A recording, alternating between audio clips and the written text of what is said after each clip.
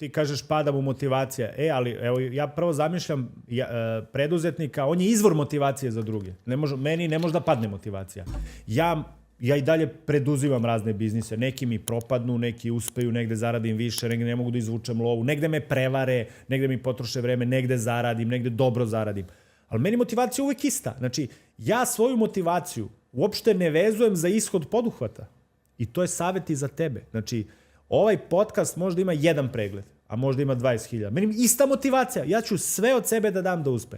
Ali racionalni deo mene, a to ni tebi ne brane, da imaš racional koji kaže, druže, ovo sam ja, ovo su moji poduhvati. Sasvim je normalno za poduhvate da neki uspeju, da neki ne uspeju. I to je ti moraš da znaš da ne može da ti uspe ništa iz prve ruke. Nije realno da ti iz prva 2-3 puta zabodeš najboljeg gosta, da zabodeš najboljeg sponzora, da zabodeš najbolju temu, da zabodeš najbolji biznis model, da zabodeš najbolju društvenu mrežu. Neki biznisi bolje idu na TikToku, neki na Shortsu, neki na Instagramu. Vidi, vrlo često to ne može da se izračuna, ide se na trials and errors, pokušaj i pogreške. Znači, preduzetnik je, he's cold-blooded waiter of the odds. Znači, on statistički računa šansu za uspeh i neuspeh. I ako ne uspe, on samo ide dalje, on se ne demotiviše. To ti je kao kad izađeš nedeljom, ideš po hleb. Prva prodavnica zatvorena. Čekaj, pa nisam ja došao da utvrdim da li je zatvorena. Idem po hleb.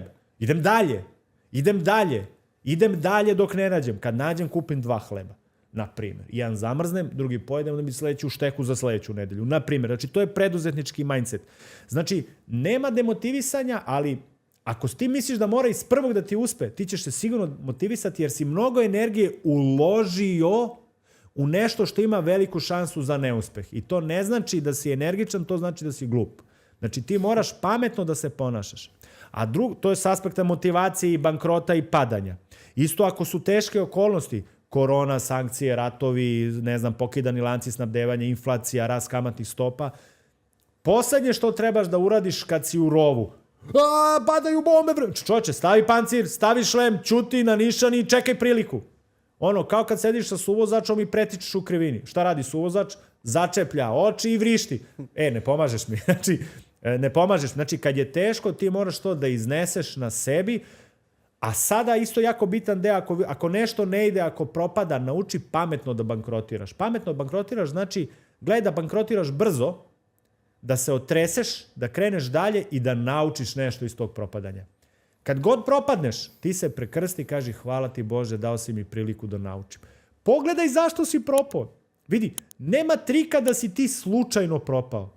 Nema šanse. Darko Pančev kad je igrao na Markani u Zvezdi, tadašnja Zvezda je trčala 10 km po utakmici.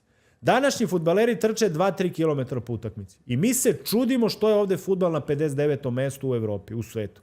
Znači ima tačno razlog zašto je tu.